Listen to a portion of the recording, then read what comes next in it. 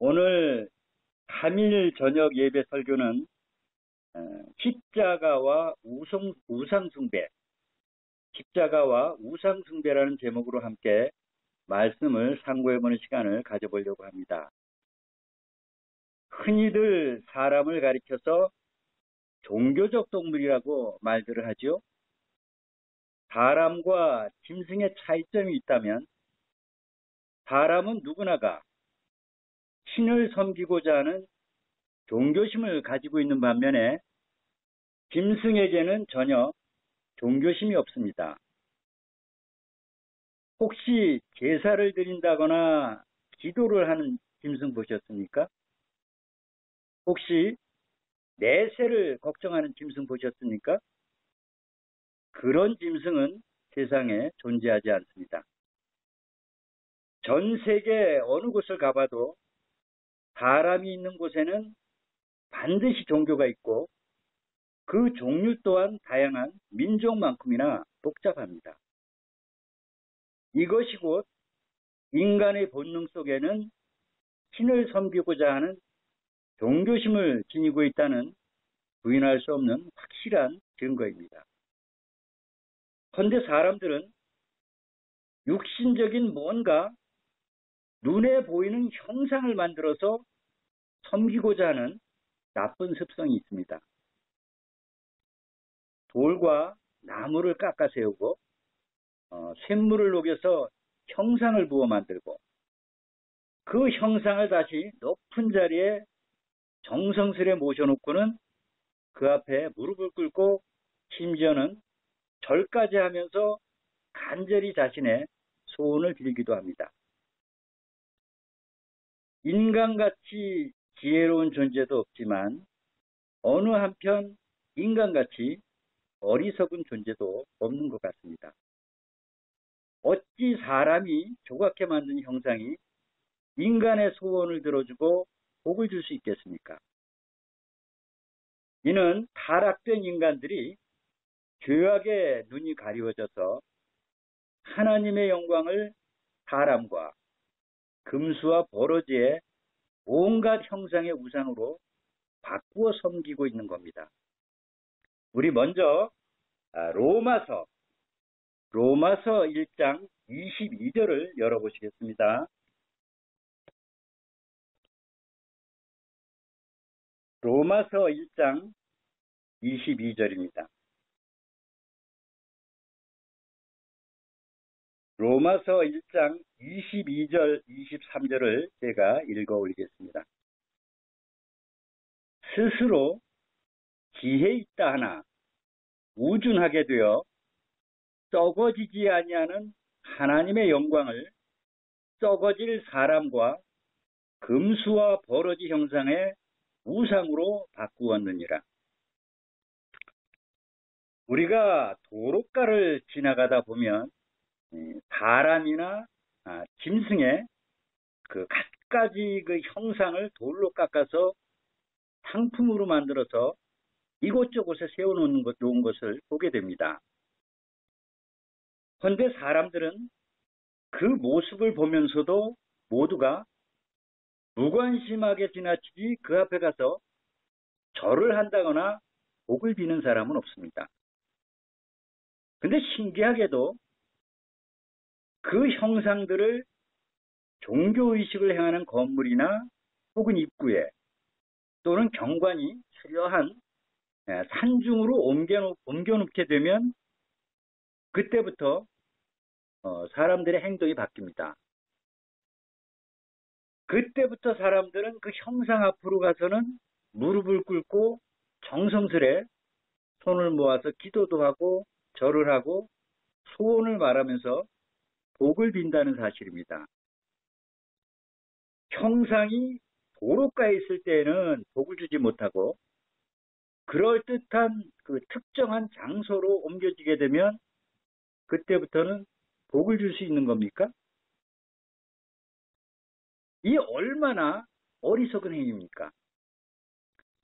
이같이 인간은 눈에 보이는 사물을 통해서 보이지 않는 신을 섬기고자 하는 그릇된 습성이 있습니다.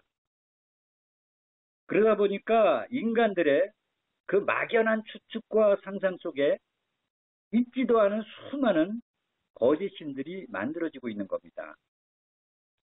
하나님께서는 예레미야 10장 14절에 사람마다 우준하고 무식하도다.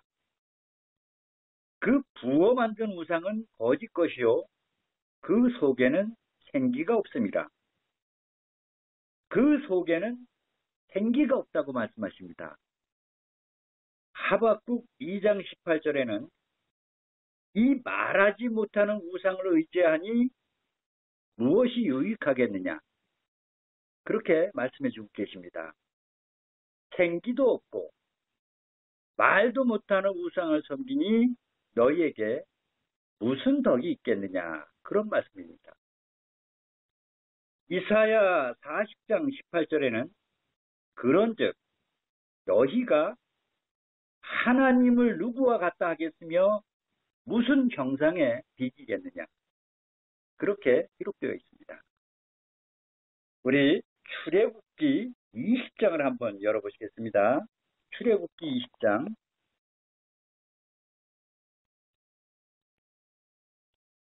20장 4절입니다.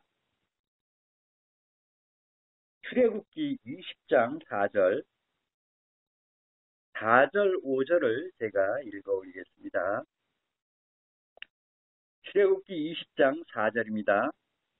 너를 위하여 새긴 우상을 만들지 말고 또 위로 하늘에 있는 것이나 아래로 땅에 있는 것이나 땅 아래 물속에 있는 것에 아무 형상이든지 만들지 말며 그것들에게 절하지 말며 그것들을 섬기지 말라. 그렇게 기록되어 있습니다.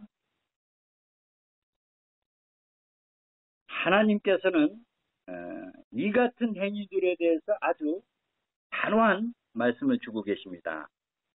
하늘, 땅, 물속에 있는 하늘, 땅, 물속에 있는 그 어떤 형상, 그 어떤 형상도 만들지 말고 그것에 절하고 섬기지 말라는 엄중한 경고의 말씀을 10계명 중 제2계명으로 친히 돌판에 새겨주셨습니다.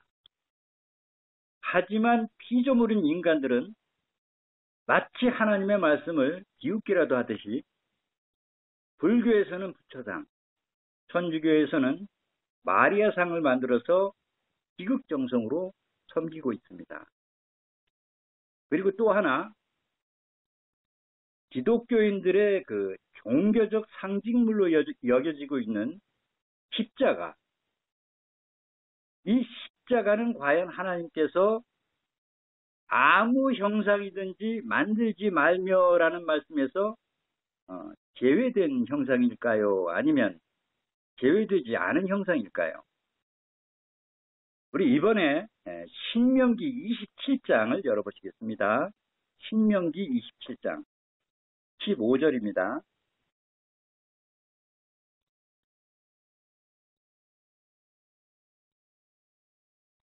신명기 27장 15절입니다.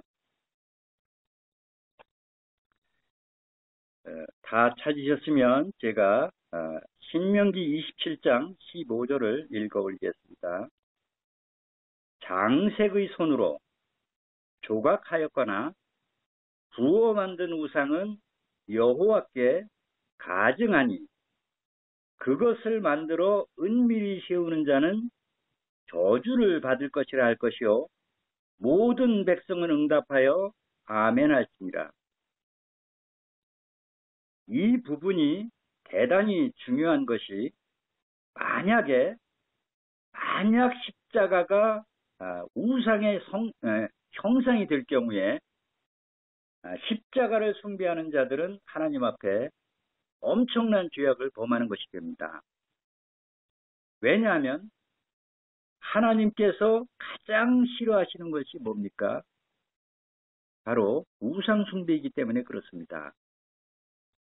하나님께서 가증히 여기시고 저주를 받을 자라면 그 사람이 어찌 구원을 받을 수 있겠습니까? 우리는 이제 이 문제 또한 하나님의 말씀을 통해서 하나하나 면밀하게 살펴서 십자가가 과연 우상인지 아닌지를 분명하게 알아야 될 필요가 있다고 봅니다. 먼저 십자가의 그 기원을 살펴보면 십자가가 그리스도의 순환 시에 처음 생겨난 것이 아니라 실상은 이미 고대 바벨론 시대로부터 이방 종교에서 사용되어서 내려온 그 숭배의 대상물이었습니다. 고대 바벨론에서는 그 태양신으로 섬겼던 담무스의 첫 글자인 T자를 제사장들의 관복에 새기고 또는 가슴에 부착하는 호신패 등으로 사용한 이방 종교의 그 신앙적 상징물이었다는 사실이 역사적 고증을 통해서도 잘 드러나 있습니다. 이집트의 그 고대 비석과 신전에 그려진 벽화를 보면은 애굽의 신들이나 그 왕의 손에 십자가가 들려 있는 그 같은 모습을 발견할 수 있습니다. 아시리아인의 그 기념비에 새겨진 조각에서는 애굽에 대항해서 싸우던 군병들이 목이나 옷깃에 역시 십자가를 늘어뜨린 모습이 새겨져 있습니다. 이상의 그 대략적인 간단한 역사적 고증만 참고해 보아도 십자가는 이미 그 예수님 탄생 이전부터 이방인들이 종교적 숭배의 대상으로 사용이 되었고 사용 도구의 수단으로도 사용했었다는 것을 분명하게 알 수 있습니다. 로마 시대에 와서는 그 예수님을 죽이는 형틀로도 사용될 만큼 처형 방법의 도구로도 이미 확립이 되어 있었습니다.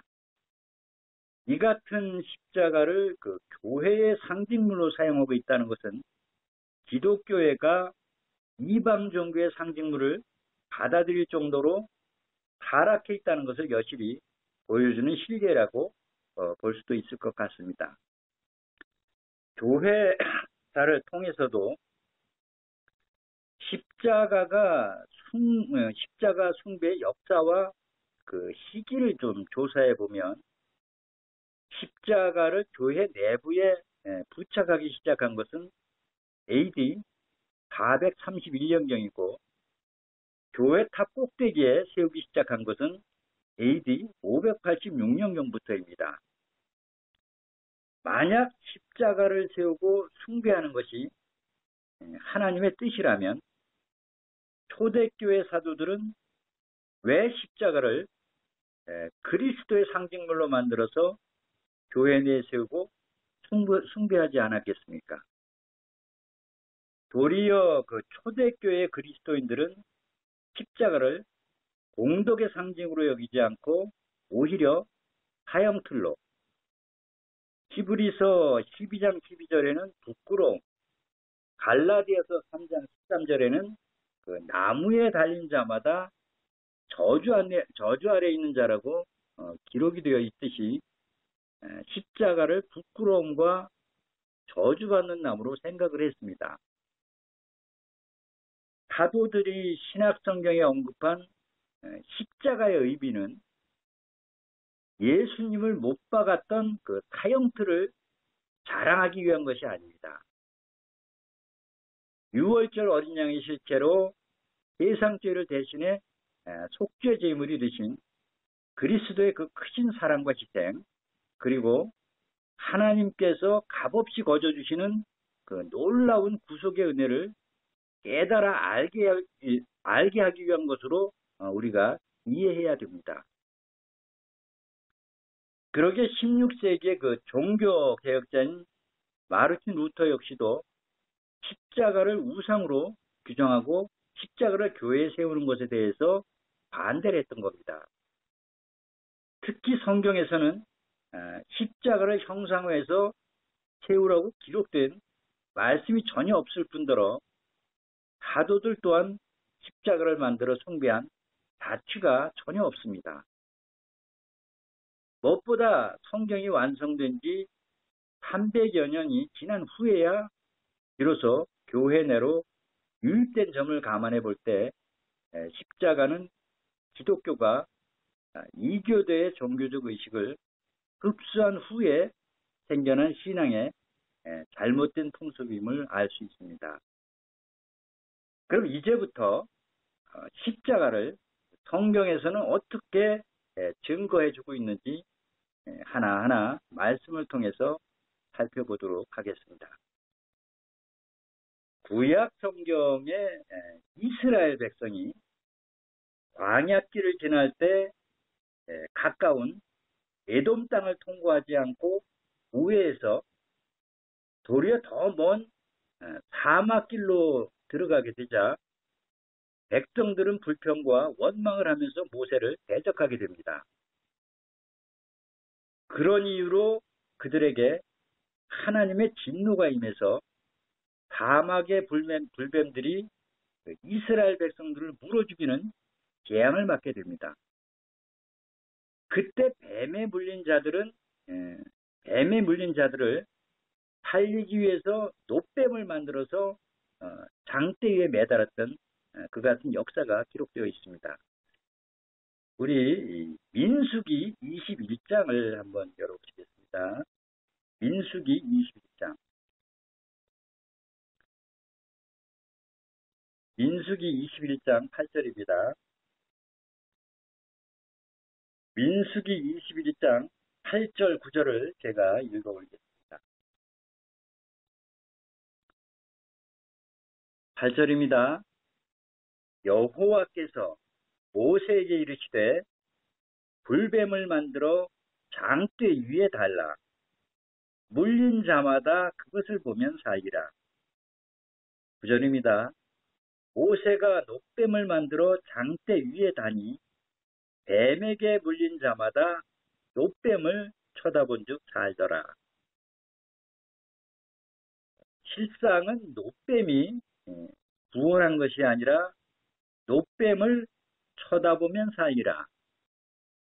그렇게 말씀하신 하나님의 말씀의 능력으로 살게 된 사실을 잊고 이스라엘 백성들은 모세가 만든 놋뱀이 구원해 주었다는 그릇된 신앙에 빠져서 1000년이 넘도록 놋뱀을 세워놓고 분양하고 섬기는 우상 숭배의 행위를 하게 됩니다.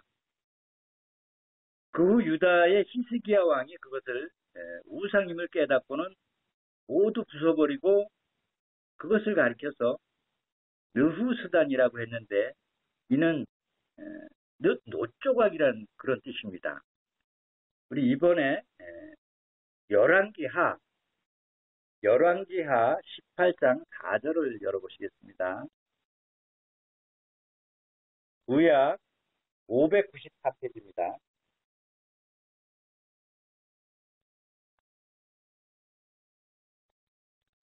열왕기하 18장 4절 제가 읽어 올리겠습니다.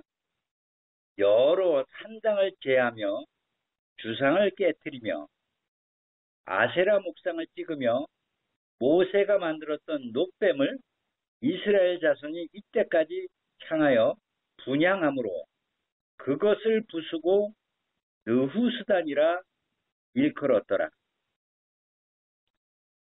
모세 때부터 내려온 놋뱀 숭배 사건은 신약 시대에 개언약 유월절을 통한 그리스도의 보혈로 말미암은 그 죄사함의 권능을 저버리고 처형 도구였던 십자가를 형상으로 만들어 세우고 숭배할 것을 예언해 주는 사건이기도 합니다.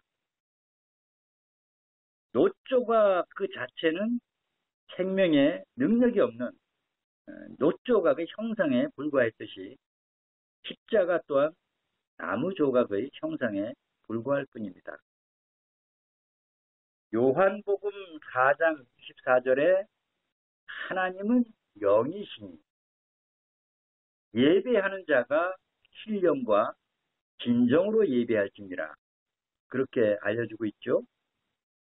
하나님께서는 영으로 계시고 거룩하시고 신령하신 분입니다. 그래서 어떤 형태의 형상을 만들어서 공경의 예를 피해서는 절대 안 됩니다. 이번에는 요한복음 3장 한번 보실까요? 요한복음 3장.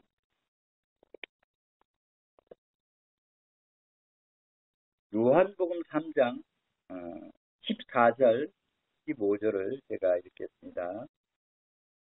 요한복음 3장 14절, 15절입니다.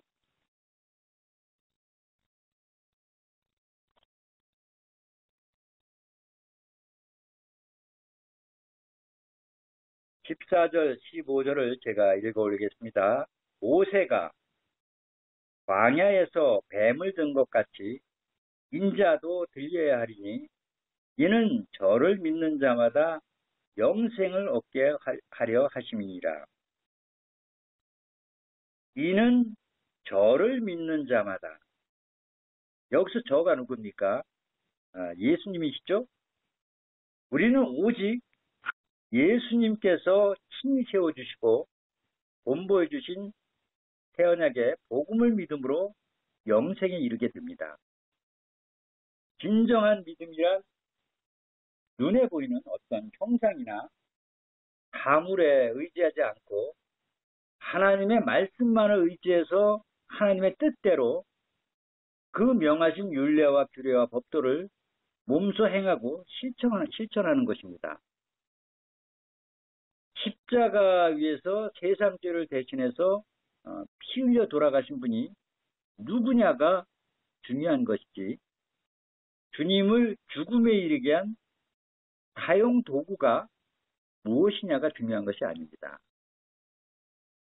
만약 예수님을 죽인 사용 도구가 그렇듯이 중요하다면 한 예로 예수님께서 십자가가 아닌 총이나 칼에 맞아 돌아가셨다면, 아니면 채찍에 맞아 돌아가셨다면, 그때는 우리가 어떻게 해야 될까요? 십자가 대신 총이나 칼, 아니면 채찍을 걸어놔야 될까요? 또 하나의 예로, 만약 내 육신의 아버지가 십자가에 달려서 차마 눈뜨고 볼 수 없는 처참한 고통을 당하면서 피 흘려 돌아가셨다면, 과연 그 십자가를 우리 아버지를 죽게 한 귀한 십자가라고 생각해서 집안 곳곳에 세워놓고 매일 그 앞에 무릎을 꿇고서 머리 숙여 감사 기도를 드려야 되겠습니까?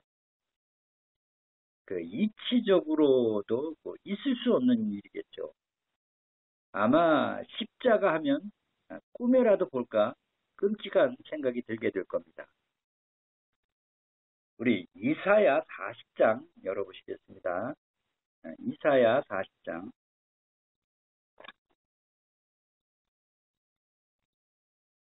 이사야 40장 18절입니다.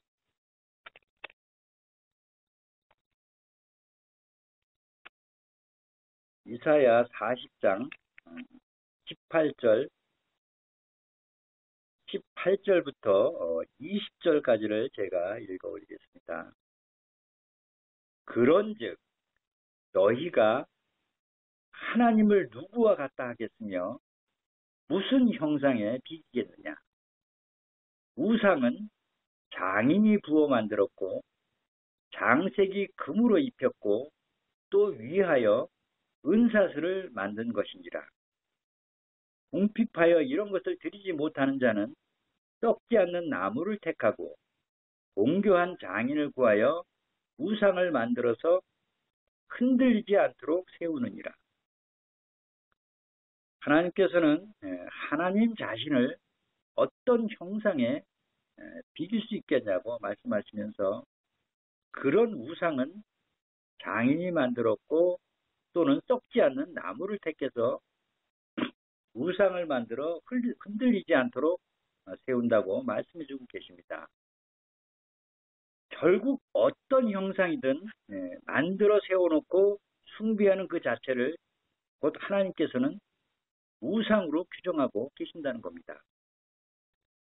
그 뒤에 이사야 44장을 열어보시겠습니다.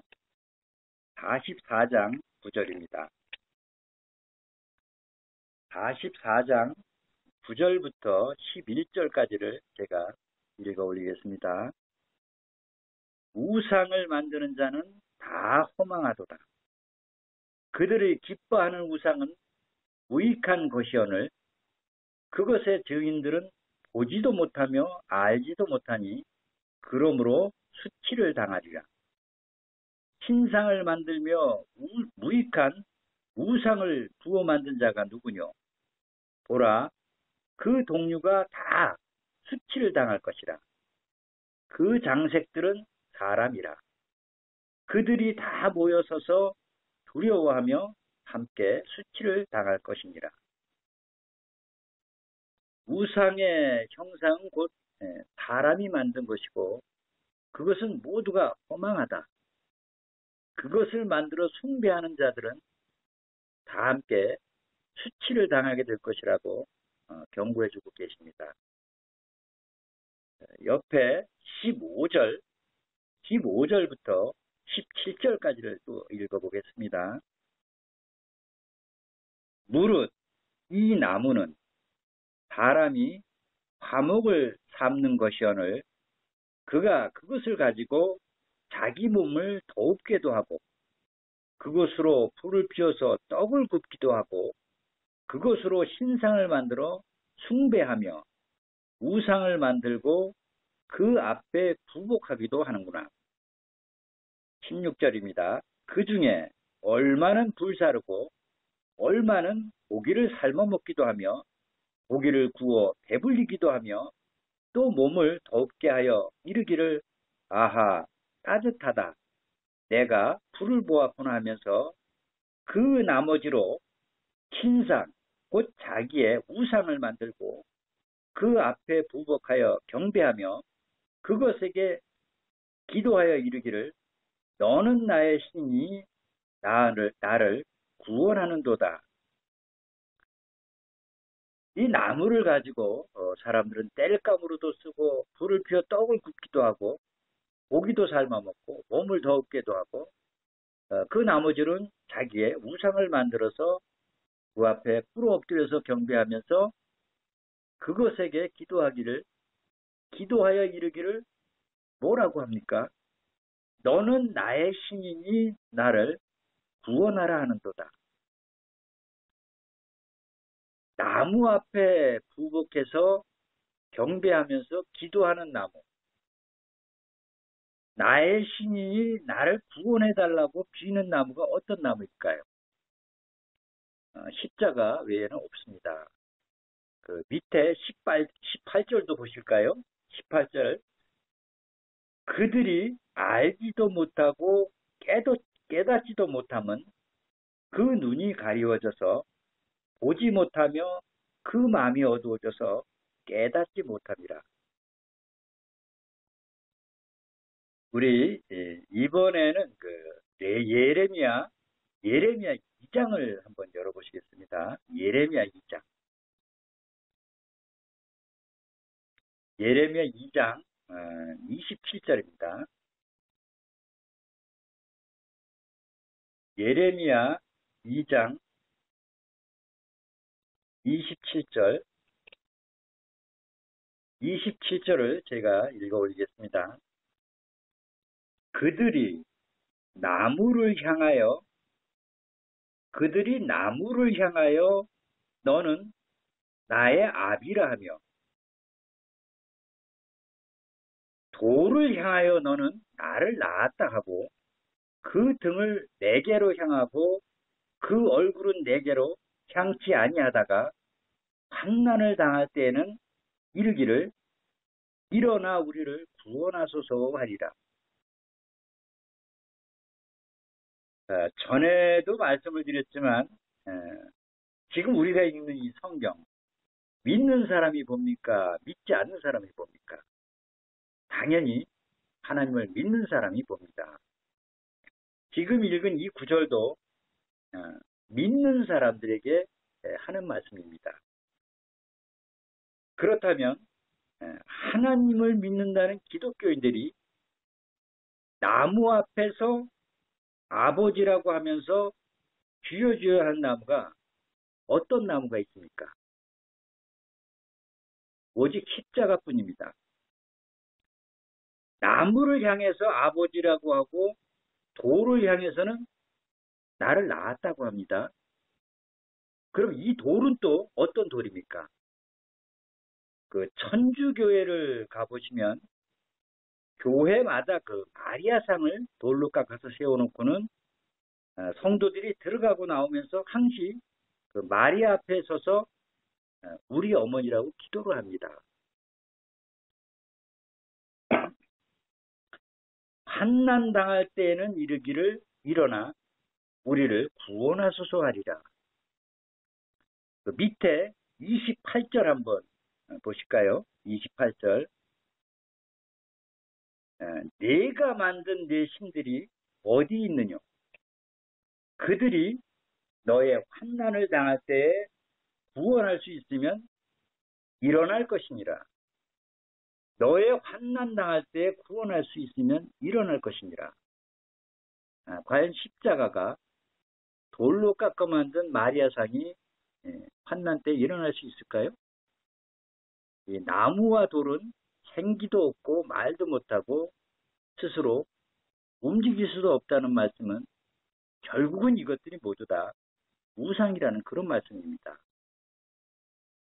우리 뒤에 예레미야 10장 한번 열어보실까요? 10장. 10장 3절부터 제가 5절까지를 읽어보겠습니다. 3절입니다. 열방의 규례는 헛된 것이라.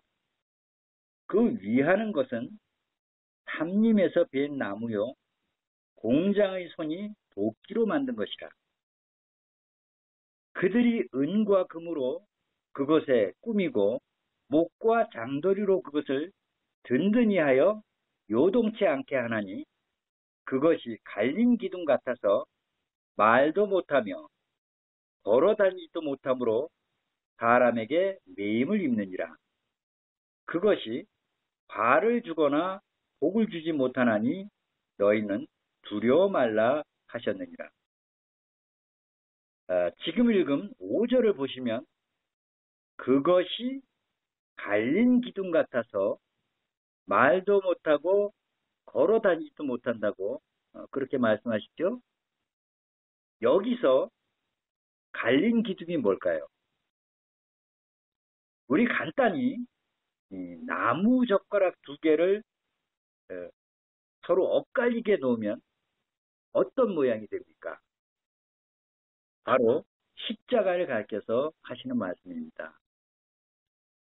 십자가는 우상의 형상이고 도리어 우리를 구원하는 것이 아니라 사람에게 매임을 입는다고 알려주고 있습니다.